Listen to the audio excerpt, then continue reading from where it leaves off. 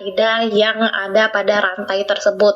Jadi kalau kita bilang oligosakarida itu berarti terdiri dari 2 sampai 10 monosakarida. Kalau polisakarida itu berarti dalam satu rantainya itu sudah mengandung lebih dari 10 monosakarida tuh. Dan ada juga karbohidrat kompleks. Jadi karbohidrat kompleks ini termasuk selulosa, starch, dan glikogen. Dia sebetulnya polisakarida tapi yang panjang sekali, makanya dibilang karbohidrat kompleks seperti itu. Untuk yang simpleks itu dibagi menjadi 2, ada yang monosakarida dan ada yang disakarida. Untuk yang monosakarida itu ada glukosa, fruktosa, dan galaktosa. Kalian kayaknya udah nggak asing lagi dengarnya ya. Dan untuk disakarida itu termasuk maltosa, sukrosa, dan laktosa. Maltosa itu terdiri dari penggabungan 2 glukosa, teman-teman. Sementara untuk sukrosa itu penggabungan dari glukosa dan fruktosa. Sementara untuk laktosa itu adalah penggabungan dari galaktosa dan glukosa. Sehingga kalau misalnya nanti kita belajar digesti tentang karbohidrat, ada enzim laktase seperti itu ya.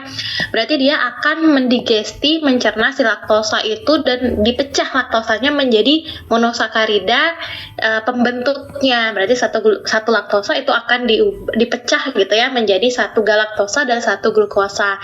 Karena nanti kita akan belajar untuk absorpsi dari karbohidrat itu di epitel intestin, teman-teman ya, di jonjot usus itu hanya bisa terjadi ke enterosit ya.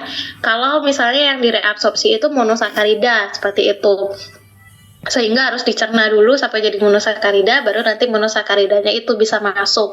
Rasanya di membran plasma dan sistem transport kita sudah pernah belajar ya bagaimana lumen usus itu mentransport si monosakarida melalui transporter menuju ke enterosit. Contohnya adalah itu gitu.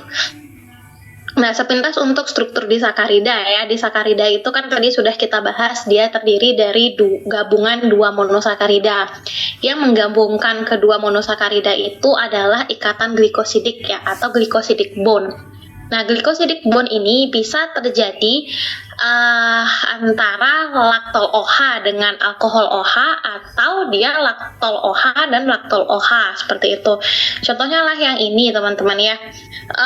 Ini adalah penggabungan 2 glukosa ya untuk menjadi si maltosa seperti itu. Si maltosa ini dia terdiri dari laktol OH dan laktol OH, sehingga kalau laktol OH dan laktol OH-nya ini bertemu seperti ini melalui reaksi dehidrasi ya, jadi ada menggunakan H2O gitu, ada dirilis H2O-nya juga, terus dia bergabunglah menjadi ikatan glikosidik seperti ini gitu. Nah, karena yang bertemu adalah antara laktol OH dengan laktol OH, maka nanti ini disebut dengan gula yang non reduction gitu ya, gula non produksi gitu. Dia tidak bisa lagi mereduksi gula lain karena laktol OH-nya itu udah habis digunakan untuk berdua.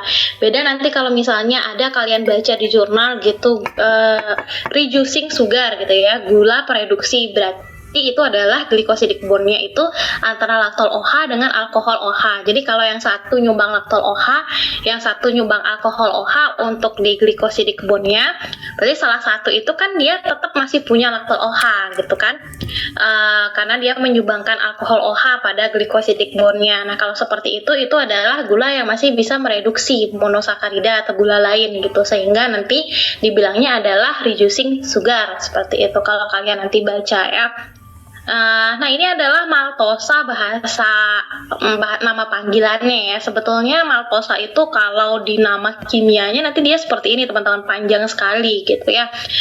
Tapi kita nggak akan pelajari ini gitu kecuali kita masuk kimia. Yang penting kalian tahu maltosa itu adalah terdiri dari 2 glukosa yang dihubungkan oleh glycosidic bond gitu. Udah titik dah gitu ya. Selanjutnya ini adalah homopolisakarida atau karbohidrat yang kompleks. Dia bentukannya polisakarida tapi benar-benar panjang banget gitu. Homopolisakarida ini contohnya amilosa sama amilopektin, teman-teman. Sebetulnya sama, si amilosa dan amilopektin ini dia diikat oleh glycosidic bond gitu ya. Cuman bedanya adalah kalau yang amilosa ini rantainya lurus saja gitu. Jadi glycosidic bond-nya yang terjadi di sini itu antara rantai 1 C1. Jadi penomeran untuk C itu biasanya di samping O gitu ya. Jadi ini adalah C1, C2, C3, C4, C5 kayak gitu ya. Terus C1-nya ini dia berikatan dengan C4 tetangganya oleh glycosidic bond, makanya namanya adalah 1,4 glycosidic bond seperti itu.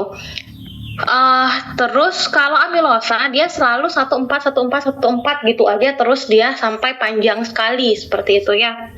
Tapi kalau untuk yang amilopektin, itu dia bercabang teman-teman. Setelah dia jenuh di rantai 1,4, mereka akan berikatan antara C1 dengan C6.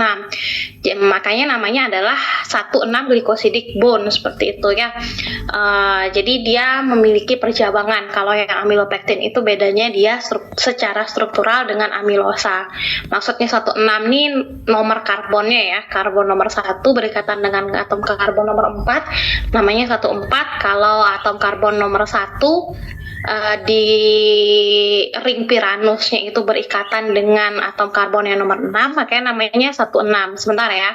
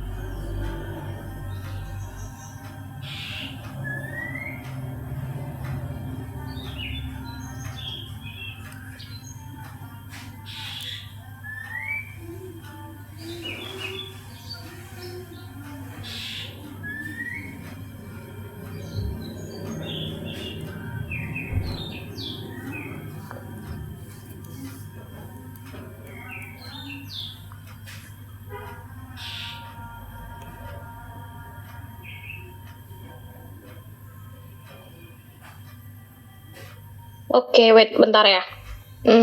Balik lagi. Kelihatan nggak ya yang saya share screen teman-teman? Kelihatan dokter. Kelihatan ya? Oke. Lanjut ya, itu rantai antara rantai 1,4 dan 1,6 itu bedanya. Nah, terus secara struktur dan nomenklatur singkat aja ya teman-teman, overview-nya doang.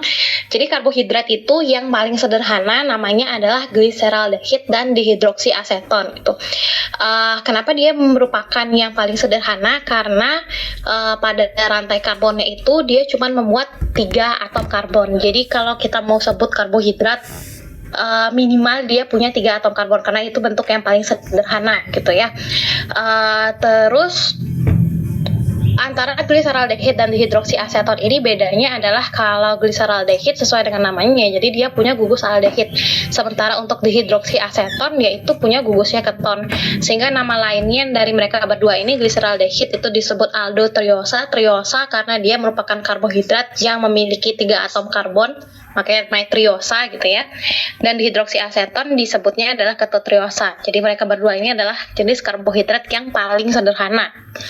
Nah, terkait dengan penomeran atom karbon itu biasanya kita mulai dari paling ujung seperti itu ya, dari grup aldehidnya ataupun grup ketonnya seperti itu. Jadi kayak di sini gitu, misalnya kita akan sebut di sini ini adalah C1, C2, C3, C4, C5 dan C6 seperti itu ya. Jadi seterusnya seperti itu. Kalau misalnya dia memang proyeksi yang linear, bukan yang dalam bentuk ring seperti itu. Nanti kita akan belajar siklisasi dari gula juga gitu ya di belakang. Oke, jadi itu penomoran atom karbon kalau misalnya dia rantainya lurus atau yang proyeksi linear seperti ini.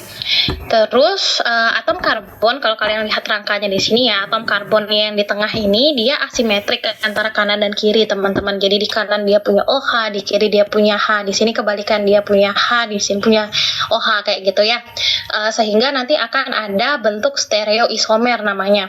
Maksudnya stereoisomer ini sebetulnya secara total ya, mereka ini sama-sama glukos karena dia punya jumlah atom C yang sama, jumlah atom H yang sama, jumlah atom O yang sama jumlahnya, sama-sama glukos, cuman karena mereka punya susunan asimetrik dari si center karbon atau chiral karbonnya ini, mereka berbeda susunannya. Misalnya kayak yang ini ya, ini OH-nya di kiri, sementara yang ini OH-nya di kanan, seperti itu ya. Ini OH-nya di kiri, yang ini OH-nya di kanan, jadi beda susunan dari konfigurasi chiral karbonnya itu, seperti itu. Nah, itulah yang kita sebut dengan stereoisomer. Nanti kalian akan tahu yang namanya D-glukos atau L-glukos gitu ya, atau D-galactose, L-galactose. Mereka sama-sama glukosa, sama-sama maltosa, sama-sama galaktosa, cuman konfigurasi asimetriknya itu yang berbeda, seperti itu. Oke, nanti kalian akan dengar D dan konfigurasi D atau konfigurasi L. Terus terkait dengan hal ini juga gitu ya. Jadi kalau misalnya disinari dengan polarized light di dalam lab gitu ya, si glukosa ini dia juga punya kayak aktivitas optikalnya yang berbeda gitu. Sehingga nanti kalau misalnya kalian baca textbook atau jurnal gitu, ada yang bilangnya dalam tanda kurung plus glukos dalam tanda kurung min glukos, misalnya kayak gitu ya. Itu maksudnya adalah kalau plus dextrorotatory, jadi rotasinya ke arah kanan gitu ya. Kalau yang levorotatory itu ke arah kiri gitu. Itu maksudnya dari penamaan dalam tanda kurung plus atau dalam tanda kurung min. Seperti ini misalnya ya. Dia D-glyceraldehyde dengan konfigurasi dextrorotatory. Dia L-glyceraldehyde dengan konfigurasi levorotatory. Jadi bisa seperti itu jadinya gitu ya penamaannya. Sama-sama glyceraldehyde, cuman konfigurasi dari samping-sampingnya si chiral karbon itu yang berbeda, sehingga penamaannya juga berbeda. Nah, ini adalah siklisasi dari gula, teman-teman. Jadi kalau yang tadi kita lihat itu adalah proyeksi Fishernya namanya. Jadi linear, teman-teman ya, rantai yang lurus kita lihat. Nah, si D-glukos yang dalam bentuk linear ini nanti dia akan bisa mengalami siklisasi gula gitu, teman-teman. Jadi maksudnya siklisasi sama siklus gitu ya, jadi nggak ada hulu hilirnya, nggak ada ujung, nggak ada pangkalnya, karena dia dalam bentuk kayak lingkaran gitu kan ya, makanya dibilang adalah bentuk ring seperti itu. Kalau glukos si karbohidrat yang linear ini menjadi si dalam bentuk ring gitu ya, dia mengalami siklisasi, itu nanti namanya adalah Pyranus ring, seperti itu. Misalnya si D-glukos yang proyeksi linear seperti ini, dia tersiklisasi akan menjadi D-glukopyranus gitu sebetulnya namanya, teman-teman ya.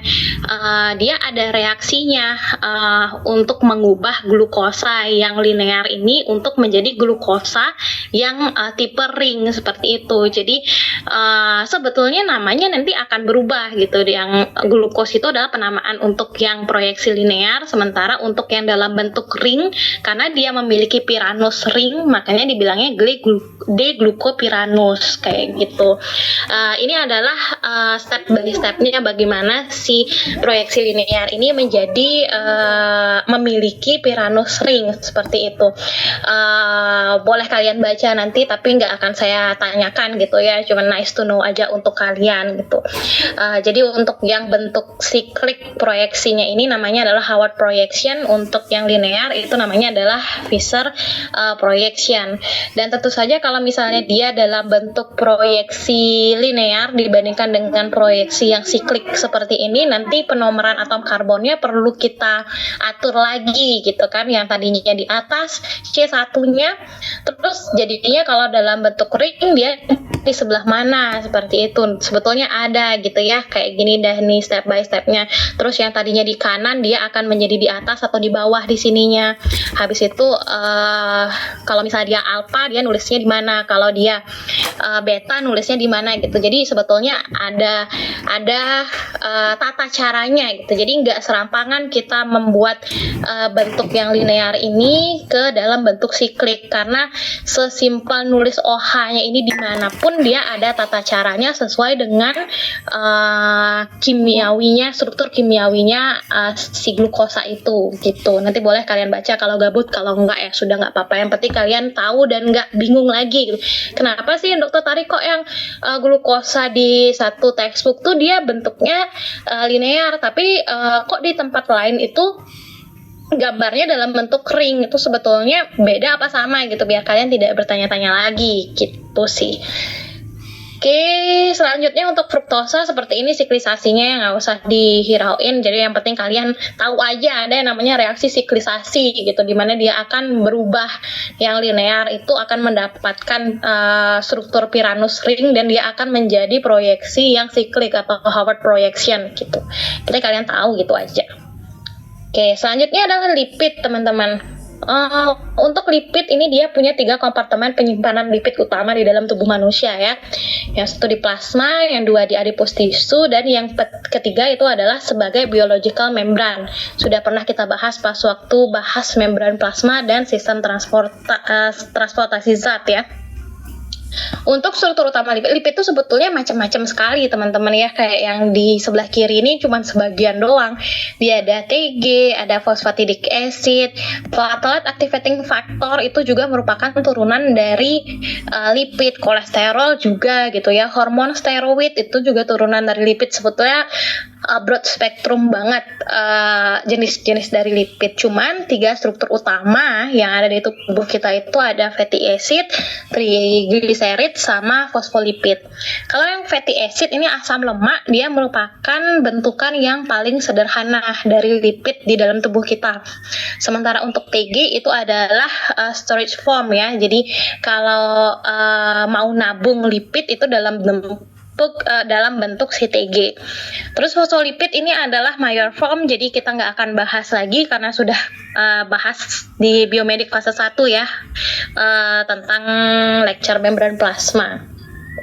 Oke, untuk asam lemak ini dia rantainya panjang dan lurus, nggak ada belok-belokannya, nggak ada cabang-cabangnya. Kalau di karbohidrat kan ada beberapa jenis karbohidrat yang dia belok-belok gitu ya, bercabang-bercabang, tapi kalau asam lemak tuh benar-benar lurus dan panjang sekali biasanya ya teman-teman. Biasanya dengan 16 atau 18 karbon gitu ya. Nanti di tabel ini bisa kalian lihat penamaannya perlu dihafal atau enggak perlu ya teman-teman ya. Ini buat kalian biar tahu aja, biar pernah aja setidaknya lihat gitu. Jadi yang 16 atom karbon untuk yang asam lemak tipe saturated itu namanya palmitat seperti itu ya. Terus yang 18 atom karbon untuk asam lemak yang tipe saturated itu namanya stearat gitu, biar kalian pernah aja setidaknya tahu. Jadi atom karbon itu banyak sekali gitu.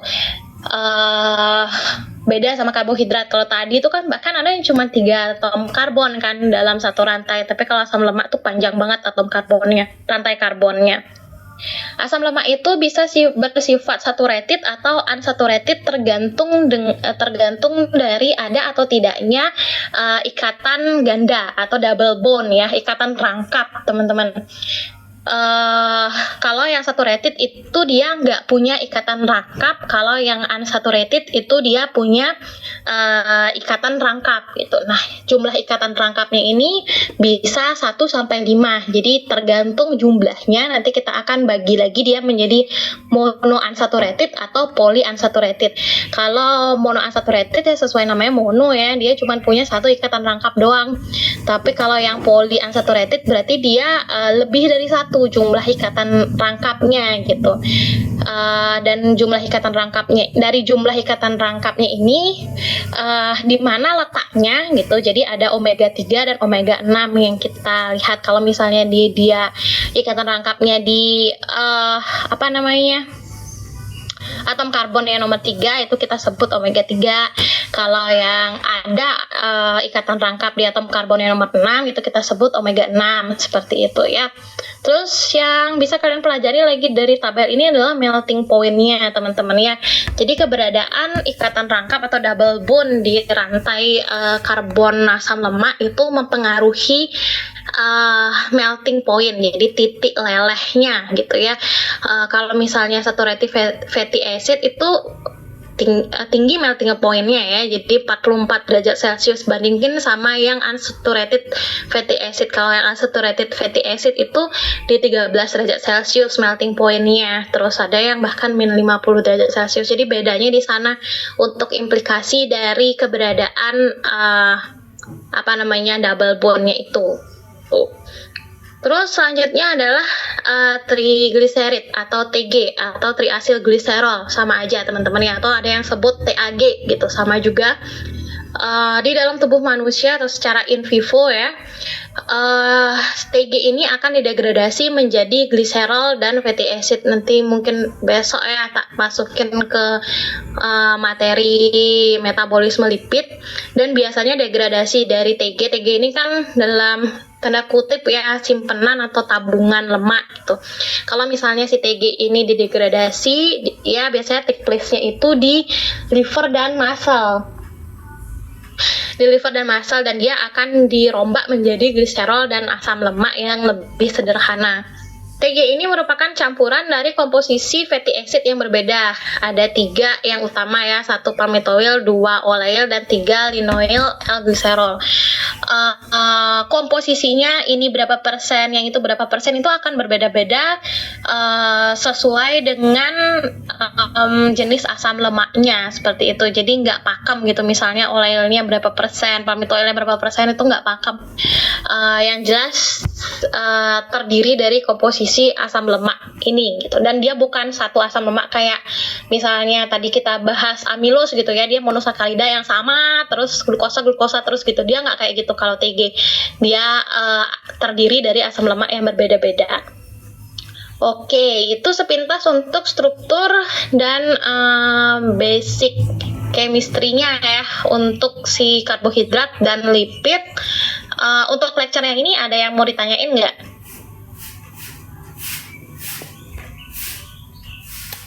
Aman dulu ya, mungkin sambil kalian inget-inget lah pelajaran-pelajaran kimia pas waktu SMA ya.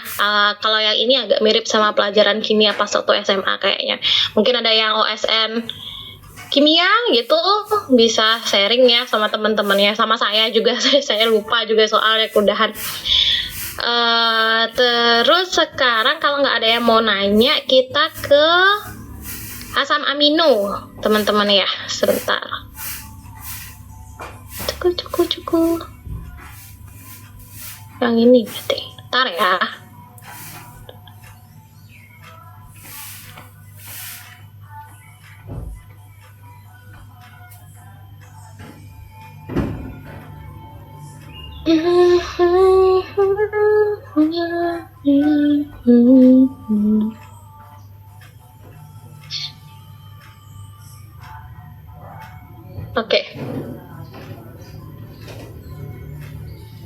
Oke, kita mulai untuk yang asam amino teman-teman ya. Jadi asam amino itu dia sebetulnya seperti ini ya, simpelnya dari asam amino. Jadi dia ada gugus amino, ada gugus karboksil, dan ada rantai samping gitu. Alpha karbon ini adalah atom karbon yang menghubungkan antara si gugus amino dan gugus karboksil. Sementara untuk setiap asam amino dia akan memiliki R-nya ini. R ini adalah rantai samping atau side chain ya. Nah, si side chain-nya ini apakah dia sifatnya polar, apakah dia sifatnya asam, basa, nonpolar dan sebagainya, itu dia akan mempengaruhi chemical properties dari keseluruhan asam amino itu. Jadi kalau kita bilang misalnya dia adalah asam amino yang polar, asam amino yang non polar, itu berarti rantai sampingnya sifatnya seperti itu. Jadi rantai samping ini yang akan mempengaruhi sifat dari asam aminonya gitu ya.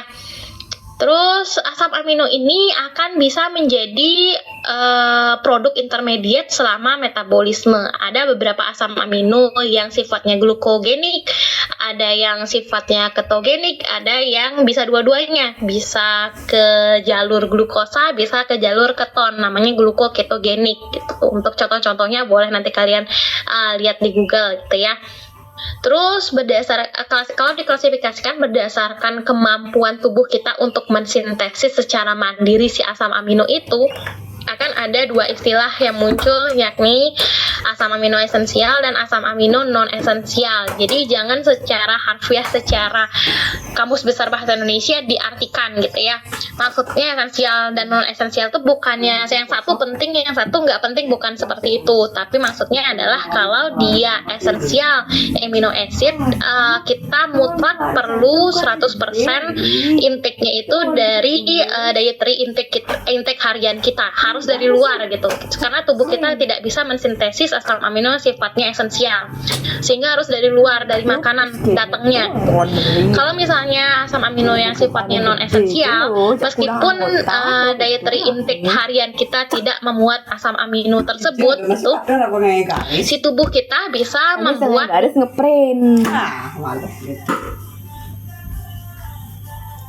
sama lo yo. Ya, esensial atau non esensial, mereka itu semua secara keseluruhan dibutuhkan dalam jumlah tertentu, dalam kadar tertentu di dalam tubuh kita. Jadi memang harus ada gitu. Terus untuk protein itu adalah rantai dari asam amino, sama seperti karbohidrat ya, biasanya monosakarida gitu berkumpul menjadi rantai. Kalau protein juga seperti itu. Jadi asam amino berkumpul menjadi suatu rantai. Dihubungkannya oleh yang namanya peptide bond gitu ya. Jadi peptide bond inilah yang akan menghubungkan antara asam amino yang satu dengan asam amino yang lainnya melalui reaksi dehidrasi, sama seperti glikosidik bond yang tadi. Protein itu nama lainnya adalah polipeptida, sesuai dengan reaksi yang terjadi. Jadi peptide yang banyak sekali kan polipeptida jadinya. Terus sepintas terkait dengan pKa-nya dari asam amino, teman-teman ya. Jadi asam amino ini lucu, teman-teman. Dia tuh bisa jadi anion, dia bisa jadi kation, dia bisa jadi sweeter ion namanya. Dia akan bisa berubah-berubah tergantung lingkungannya gitu. Kalau misalnya dia di pH yang tinggi, dia akan menjadi anion seperti itu. Kalau misalnya dia di pH yang rendah, dia akan menjadi kation. Dan kalau misalnya di pH yang netral, si asam amino itu akan menjadi sweeter ion. pH itu kita bahasakan sebagai lingkungannya gitu ya. pH lingkungannya itu kita sebut pH. Tapi kalau misalnya kalian nanti ketemu pKa gitu misalnya ya, itu adalah pH dalam tanda kutip pH substratnya gitu. Kalau dalam konteks ini kan pH-nya si asam amino. Si asam amino ini juga punya pH, namanya adalah pK gitu. pKa, apapun itu konteksnya, bukan cuma asam amino aja. Substrat lain pun juga punya pK, teman-teman gitu. Sehingga nanti pK-nya asam amino ini bisa ada 3, teman-teman, saat dia menjadi anion, saat dia menjadi kation, dan saat dia menjadi sweeter ion gitu. Misalnya lah glisin ya, sebutlah si glisin. Glisin ini pada saat dia menjadi anion, pK-nya dia itu kita sebut pK2 ya. pK2-nya itu 9,6, sementara saat dia menjadi kation, pK1-nya itu serendah 2,34. Sementara saat dia menjadi sweeter ion, PI-nya ini dia 5,97. PI ini bisa kita cari teman-teman dengan menentukan pK2 dan pK1-nya seperti itu. Nice to know aja buat kalian ya, karena ini unik, lucu dia si asam amino ini. Dia bisa merubah dirinya itu, keionan dirinya itu, derajat ionisasinya tergantung dengan lingkungannya dia. Nah, lanjut untuk biosintesis dari asam amino non esensial kayak yang tadi saya udah sampaikan ya. Jadi asam amino yang non esensial itu walaupun misalnya tidak terdapat dalam dietary intake kita, tubuh kita tuh bisa buat sendiri gitu melalui reaksi-reaksi ini. Dihafalin banget nggak sesuai dengan reaksinya, saya nggak akan nuntut. Saya nggak ngeluarin soal sampai sedetail itu, setidaknya kalian tahu prekursornya apa gitu. Misalnya si glisin. Nah, glisin ini prekursornya adalah serin gitu. Setidaknya kalian tahu itu aja udah cukup menurut saya gitu ya. Nggak usah sampai enzimnya atau nama reaksinya gitu, nggak masalah. Yang penting kalian tahu dia itu akan dibuat dengan prekursor atau bahan apa. Untuk alanin dan aspartat ya, jadi alanin dan aspartat ini sudah kita sempat singgung pas waktu bahas siklus Krebs. Jadi ada reaksi transaminasi ya. Alanin itu akan didapatkan dari transaminasi si pirufat, sementara glutamat atau aspartat itu akan didapatkan dari transaminasi alfa ketoglutarat dan oksaloasetat, seperti itu. Terus untuk asparagin itu melalui reaksi amidasi dari aspartat. Jadi aspartat itu juga asam amino teman-teman. Kalau misalnya ada asam amino aspartat, tapi in case tubuh kita nggak punya asparagin, jadi asparagin ini bisa dibuat dari aspartat gitu. Terus kalau glisin ini datangnya dari asam amino lain juga, namanya adalah serin. Terus serin itu bisa didapatkan dari oksidasi fosfogliserat. 3 fosfogliserat yang ada di glikolisis teman-teman ya, itu bisa diubah menjadi si serin. Kalau misalnya serin ini kebetulan lagi nggak ada di dalam tubuh kita gitu. Glutamat itu asalnya dari alfa ketoglutarat melalui reaksi transaminasi ya. Terus kalau glutamin itu asalnya dari glutamat. Glutamat itu juga merupakan asam amino. Terus sistein itu didapatkan dari homosistein, sementara prolin itu didapatkan dari glutamat. Ya, itu aja yang penting kalian ingat prekursornya apa, cukup. Nggak usah enzimnya, nggak usah reaksinya ya, biar nggak pusing nanti kalian. Terus terkait dengan turnover protein endogen, kalian sudah belajar mengenai transkripsi, translasi, bagaimana protein itu dibuat. Nah, sekarang bagaimana protein di dalam tubuh kita itu dirombak atau dihancurkan gitu ya. Seandainya proteinnya mengalami misfolding, jadi cacat proteinnya nggak bisa diperbaiki, mau dihancurin. Atau proteinnya ya udah nggak kepake lagi seperti itu. Kayak gimana caranya membuang, dalam tanda kutip membuang protein ini, itu adalah melalui proses ini gitu. Degradasi protein itu terutama terjadi di lisosom dan proteasom, terutama untuk protein-protein yang sifatnya sitosolik intrasel ya. Sebelum masuk ke proteasom, jadi gudang penghancuran dari protein itu kita sebut proteasom ya. Proteasom itu sebetulnya adalah suatu enzim protease, tapi dia kayak mirip lah sama ATP sintase, dia seperti mesin, padahal sebetulnya adalah suatu enzim gitu. Kita sebutnya proteasom ya. Sebelum masuk ke proteasomnya ini, protein itu akan mengalami suatu proses namanya ubikuinisasi atau poliubikuinisasi.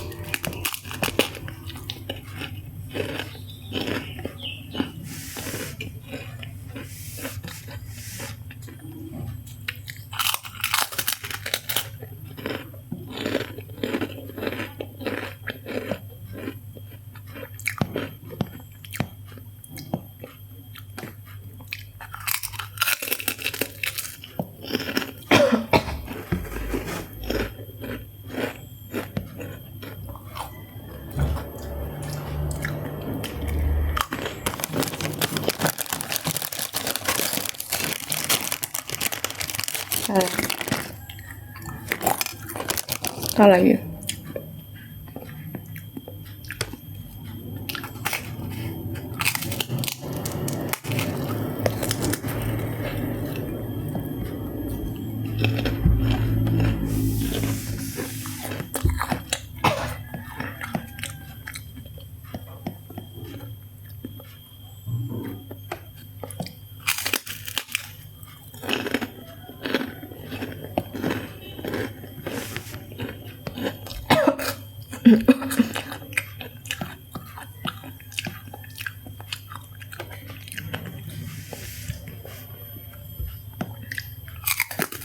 Halo, sorry, habis baterai laptop saya lo mekebiat sekali, dia lupa saya ngecas. Sorry ya, bentar, saya share screen ulang. Bentar.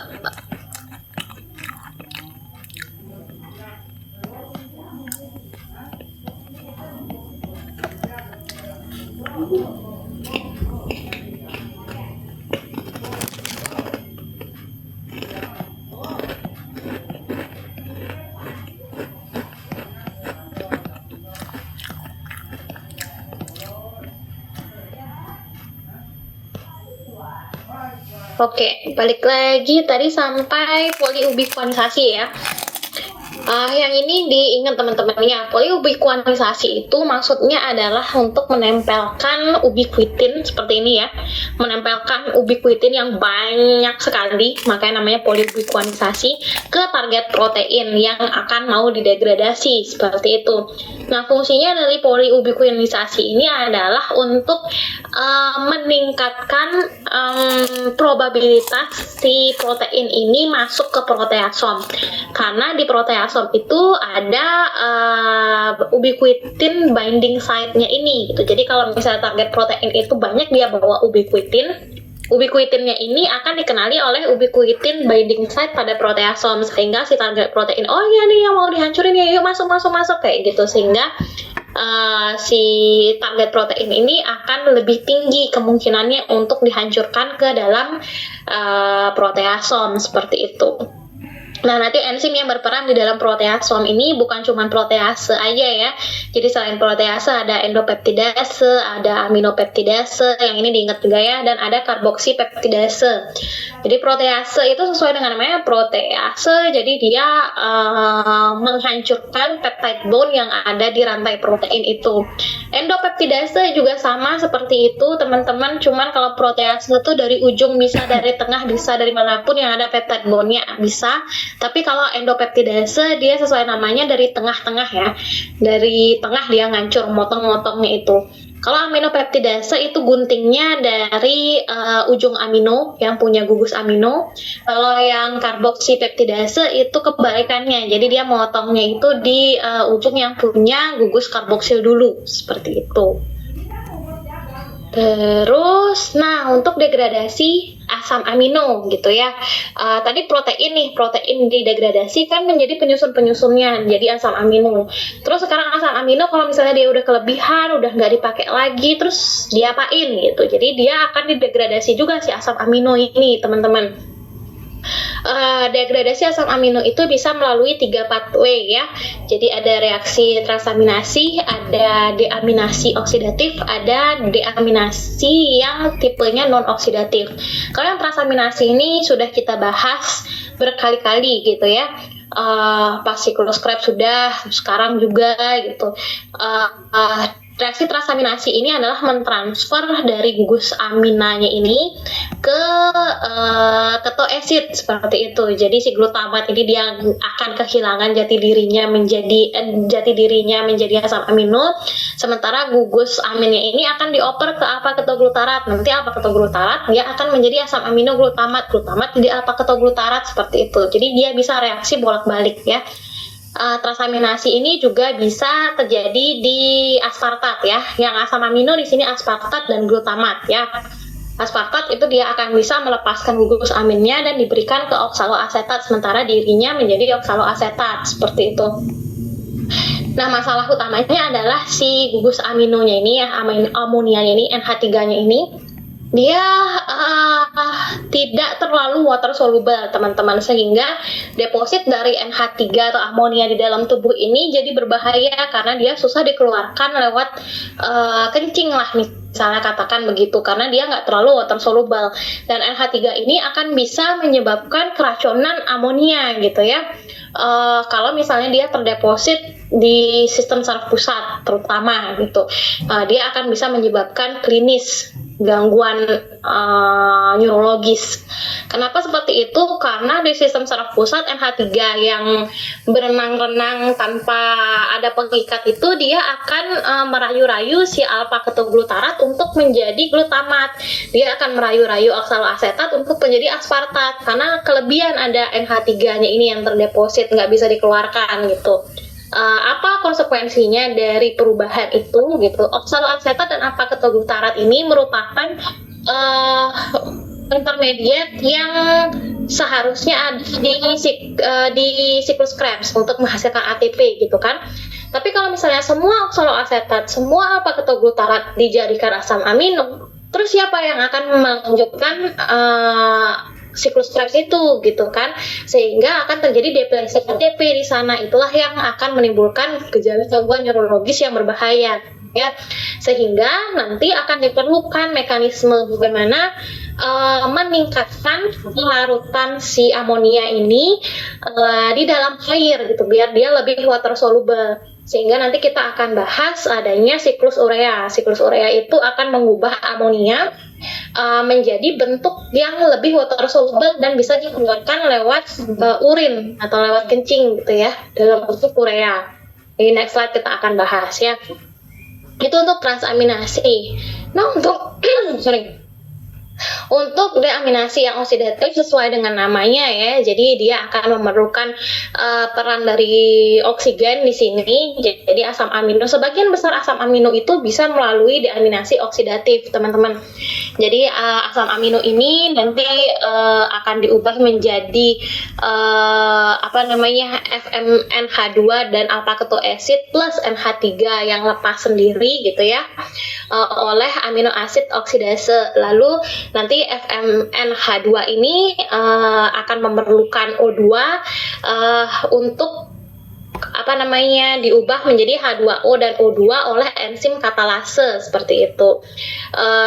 Jadi di sanalah peran O2-nya itu ya. Hasil akhir dari oksidatif deaminasi ini adalah si alpha ketoasid, amonia, dan juga H2O dan O2. Sebetulnya akan ada H2O2 ya, hidrogen peroksida di sini yang dihasilkan.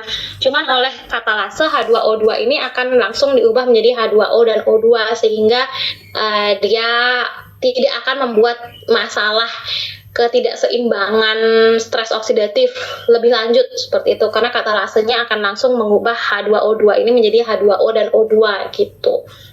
Oke, jadi byproduct-nya seperti itu ya, alpha ketoasid, NH3 sama H2O plus O2. Itu untuk yang deaminasi oksidatif. Lalu untuk yang non oksidatif itu yang undergoing this pathway itu ada serin dan treonin ya. Jadi nanti si serin itu akan menjadi pirufat plus amonia. Kalau treonin itu akan menjadi alpha ketobutirat plus amonia. Jadi kalau kalian lihat di semua pathway pun amonia ini pasti akan dihasilkan. Ya, mau lewat jalur apapun pasti byproduct-nya itu akan ada amonia. Nah, selanjutnya untuk bagaimana si amonia ini nanti akan diubah menjadi urea gitu ya. Mau dia masuk jalur apapun gitu, mau dia transaminasi menjadi aspartat, mau dia transaminasi menjadi alpha ketoglutarat, atau dia oksidasi transaminasi deaminasi oksidatif atau deaminasi non oksidatif, kan hasilnya tetap NH3 gitu ya. Nah, si NH3 ini dia akan diubah menjadi karbamoil fosfat oleh enzim yang namanya CPS1, karbamoil fosfat sintetase 1 ya, ini diingat ya. Terus nanti si karbomoil fosfat ini akan memasuki siklus urea, teman-teman. Karbomoil fosfat bergabung dengan ornitin menjadi sitrulin, sitrulin bergabung dengan aspartat menjadi arginosuksinat. Arginosuksinat dia akan berubah menjadi arginin dan fumarat, sementara si arginin ini akan diubah menjadi urea dan ornitin, sehingga hilang sudah NH3-nya. Sisanya di sini byproduct-nya kan urea ya, karena ornitin dia akan ikut siklus lagi. Jadi sisanya itu yang dilepaskan itu adalah urea, dan urea ini nanti dia akan dikeluarkan lewat urin gitu, karena dia water soluble si ureanya ini, sehingga NH3-nya udah musnah, berubah menjadi urea, ureanya tinggal dikeluarin lewat kencing, seperti itu aja gitu ya. Oke, terus untuk yang ini teman-teman ya, yang kotak-kotak merah ini take place-nya, lokasinya terjadi si reaksi ini adalah di matriks mitokondria sel hepatosit ya. Sementara untuk sisanya yang nggak ada kotak-kotak merahnya itu terjadi di sitosol dari sel hepar. Siklus urea ini akan dipertanggungjawabkan oleh hepar, teman-teman, sehingga kalau misalnya terjadi gangguan hepar ya, mau dia hepato-CA atau dia sirosis hepatis kayak gitu, akan bisa menyebabkan deposit si amonianya itu gitu ya, sehingga menyebabkan gangguan neurologis seperti penurunan kesadaran, habis itu tremor dan sebagainya, macam-macam. Gitu. Itu untuk asam amino, teman-teman. Ada yang mau ditanyakan kah?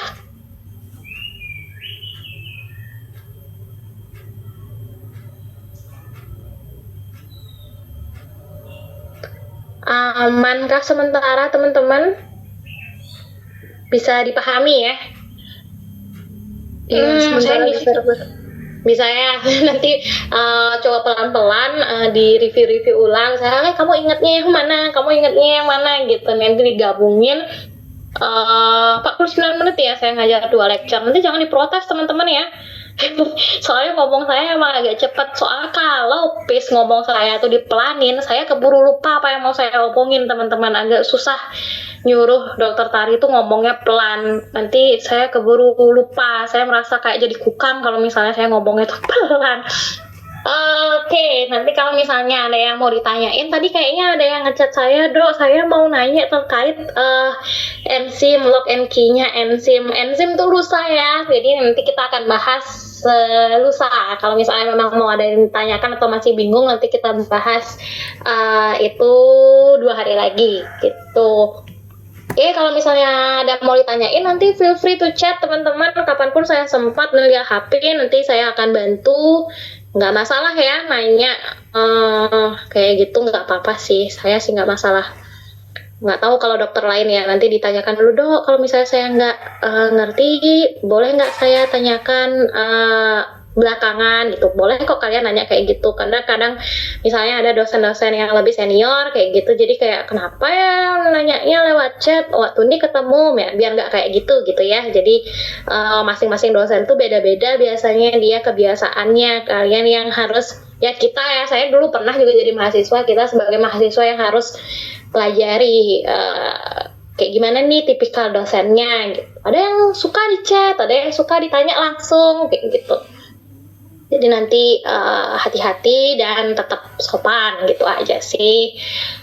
Oke, kalau misalnya nggak ada yang mau ditanyain, kalian free 1 jam, nantinya harusnya saya ngisi sampai jam 11, saya cuma ngisi sampai jam 10, nanti jangan diprotes teman-teman ya. Kalau saya banyakin lagi slide-nya, lamain lagi saya ngomongnya, banyakin materinya, nanti kalian juga makin pusing pas 1 UB. Yang penting apa yang penting-penting itu sudah saya concise, sudah saya ringkas gitu. Kalaupun nanti kalian belajar gunakan materi biokim ini untuk belajar farmako, untuk belajar klinis, saya rasa sih cukup sampai di situ gitu ya.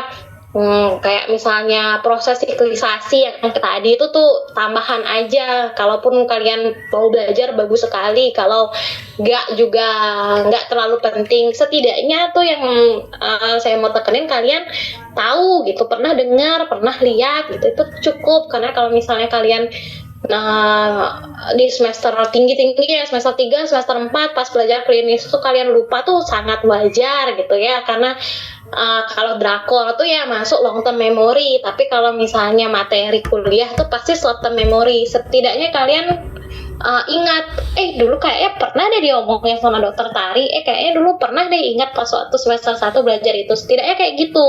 Jadi kalian nggak pelangap longo, nggak tahu, nggak pernah dengar gitu. Setidaknya nggak kayak gitu aja sih teman-teman. Oke deh, kalian free lagi 1 jam nih. Nanti boleh kalau mau yang bimbingan SP silahkan bebaskan ya sampai selanjutnya. Oke, gitu aja. Besok dan lusa kita ketemu secara offline ya. Mohon maaf sekali ya untuk hari ini saya online-kan dulu. Selamat pagi teman-teman, selamat melanjutkan aktivitasnya. Terima kasih ya. Terima kasih, Terima kasih, dokter. dokter. Terima kasih, dokter. Terima kasih dokter. Ya.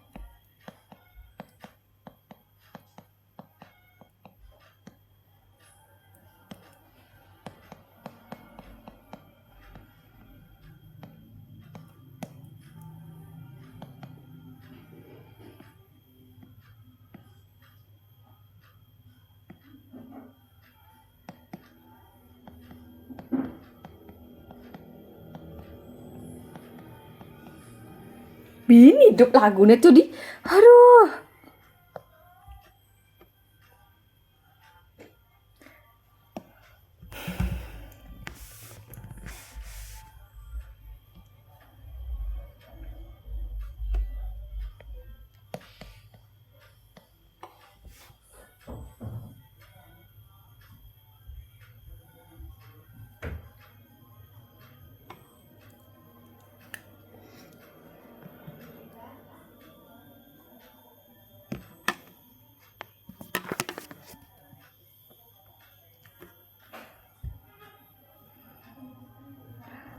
Sambungkan.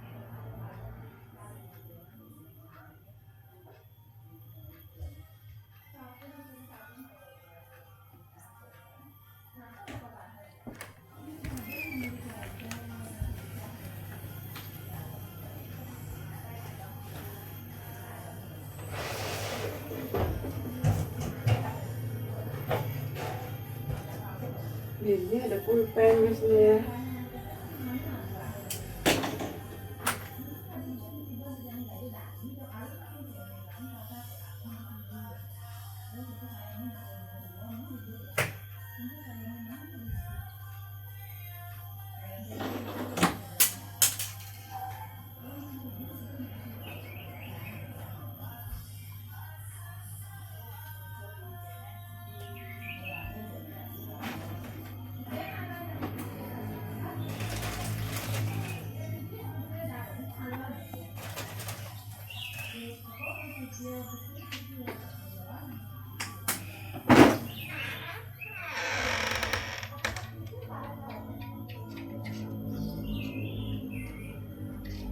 Ini tadi yang ngurusin setiap hari tuh. Nah, ini ngangon setiap hari siapa? Ngurusnya mak mana kan? Kalau kerjanya cerawat mama. Siapa suruh?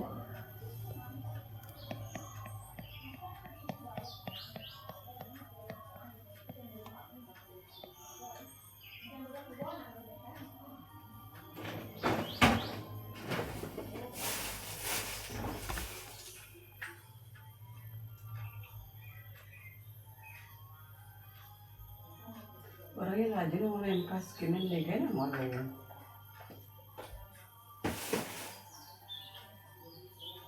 Keren malam nggak 2 minggu orang makan.